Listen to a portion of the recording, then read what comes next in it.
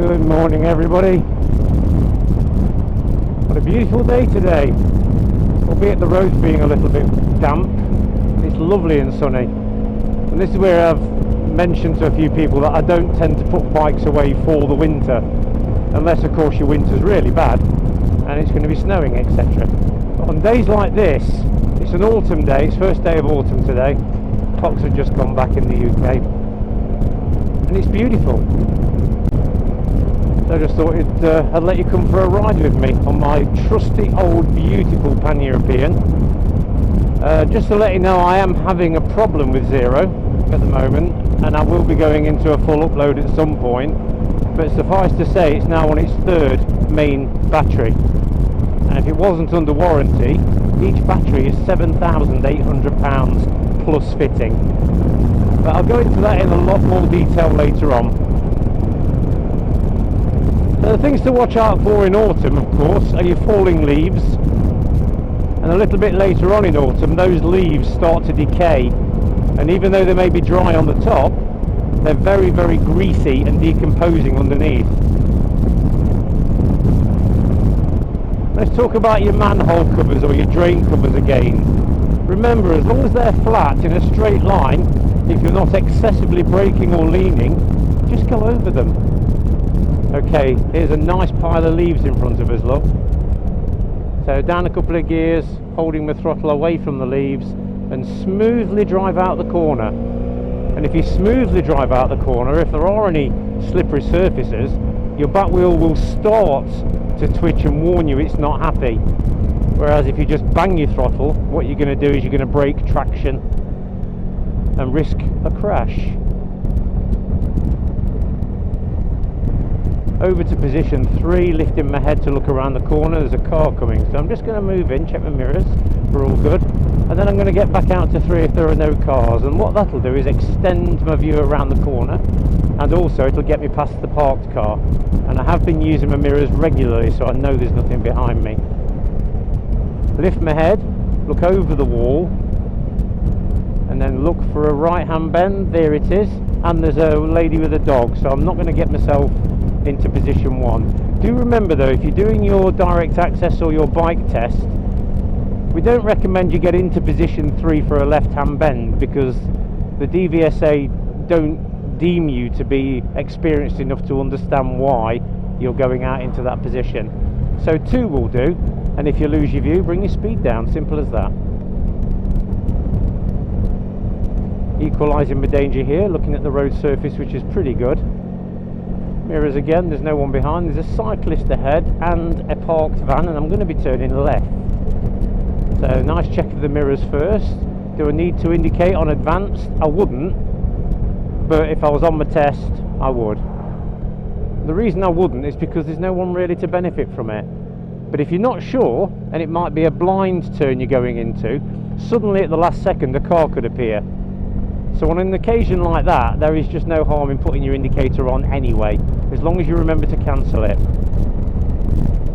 Going down a hill, there's a narrowish bridge, and there's some lines here telling the taller vehicles where to be to stop scraping their roofs, but we're allowed to go inside because the line's broken.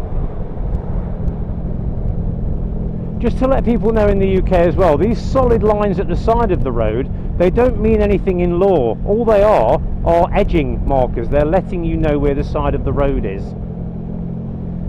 Okay, we're coming up to a 50 limit. Check my mirrors before I get in there. I'm doing 38 at the moment. Keeping my position into 3, and now there's a right hand bend coming up. So moving smoothly over to 1, holding the gear I'm in because my revs are quite happy, and I know that there's a very sunken manhole cover there. A little bit of local knowledge stopped me going down it then. Right hand bend, plan for it. So I'm already in the position. Now I'll quote something called S.S.V. That's safety, stability, view. So there's no point being in position 3 like this when there's a bloody big Land Rover coming towards me, and there was another manhole cover I just went over. So safety first. If it's not safe, you adjust your position. Stability. If there are wet leaves, which is to do with the safety, try and make sure you get yourself off the line of the wet leaves so you can go around the corner more safely. And then view is the last priority, because if you haven't got the view, you can simply close your throttle down until you get the view. Okay, checking my mirrors. I'm going to need another gear down here, so there's one gear down. Yes, I'm happy with that. Nice and smooth around, nothing coming, so I can stay in 3 for the left hand bend. Road surface is good. There is a manhole cover which I can go to the right of because it's slightly sunken, and now I'm looking for my last bend, which is going to be a right-hander. So I'm not going into 1 because the surface. So there's your safety, stability. 30 limit, checking my mirrors, right hand bend coming up, bringing my speed down, maybe a gear to match. No, it's quite happy in that gear. With the sort of engine this got, is the 1100 V4, it can take this gear, which is 3rd. Left hand bend coming up, checking my mirror over to position 3, or on your test, position 2. Nice steady throttle. It's quite funny, I often get people I take on the back of this bike saying, oh, your bike's smooth, and then I do this. It's not always the bike that's smooth, it's down to the rider too. So all I'm doing there when I accelerate, I'm catching my throttle and then increasing it rather than just bang. I'm holding, catch, there, now I can go. There's a manhole cover that's a bit sunken. That's just like a bad road surface. There's quite a bad one actually. Oncoming car, so position 2 will do me nicely. The speed's gone up to 40, and you can tell on the side road it says 30. That means this road is not a 30. Right hand bend coming up, holding 40, position 1, checking my mirrors of the van behind me. Lift my head, watch the road surface just there. Off we go, up to 50. Cutting through a little bit here. This is apexing, but I'm only apexing because I've got the view. My last bend's a right-hander, but even though I've got a view of the horizon, excuse me, the grass is hiding that bit of road. Now there could be a massive diesel or oil spillage, so I'm keeping my position out so I can get the view earlier. Left-hand bend, cars are braking, oncoming car. So on this occasion I'll be in 2, and I can see over the hedge there's a black car coming. Bring the speed down. I'm going to hold this gear again. Holding 2 now, there's no point moving position because the speed is slow enough that I can stop if I need to. And not a trail brake in sight. Speed is 50, so I'm going to bring the speed up until I get 2 seconds behind the vehicle in front. A right-hander, then a left-hander, looking for the roof of a car. You can still use your limit point over the brow of a hill. It's the same. Stopping in the distance you can see to be clear on your side of the road. And when people say, oh no, you've got to get in if there's a car suddenly coming, if it's a shallow hill and you're reading it by the limit point, you can usually see the roof of a car or a van well before it becomes a danger. Left hand bend going up a hill, check my mirrors, that van hasn't caught up with me. Looking up, looking through the hedge in case of the car. Okay, I didn't see the van because of the thickness of the trees, but I kept my position in just in case. Staying in 1 at the moment, bad road surface there. Did you see the gravel in position 2 then? Over to 3. Staying in 3 to get my view around this corner. There's a junction on the left, so stay out, and that affords the car coming to the junction a better view of me. Oncoming van, check my mirrors, in towards 2. And if there's nothing coming now, what I tend to do here is I'll equalise all the danger between the left and right hand verge, and that's for animals. So check my mirror, out we go. You notice I've not needed any shoulder checks at the moment, or lifesavers as we call them, or blind spot checks, because I've been using my mirrors so effectively. I know there's nothing coming up on me. But if you're not sure, watch that bike, it might be wanting to overtake. If you're not sure, then pop a little lifesaver in.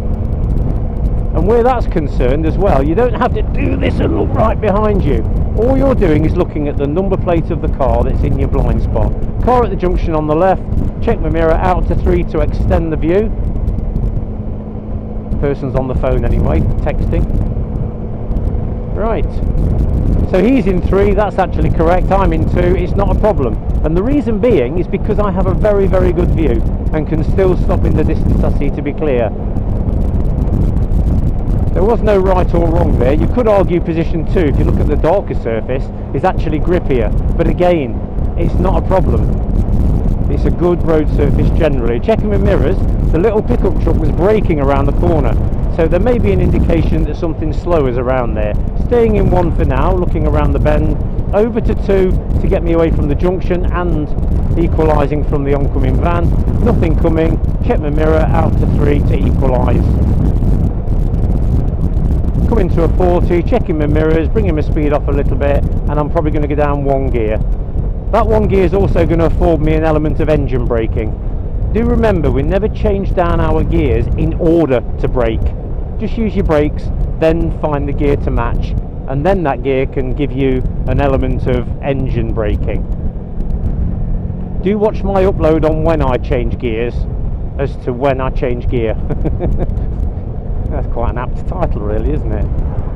Well, there you go. I mean, that was just a quick upload and a really nice ride showing that you don't have to put your bike away for winter, because you do get some beautiful days. And I'm just about to go to my favourite coffee stop in Monash near Bakewell, the old Smithies. There's 30. Feel free to like, comment and subscribe, and I will see you all soon. Take care.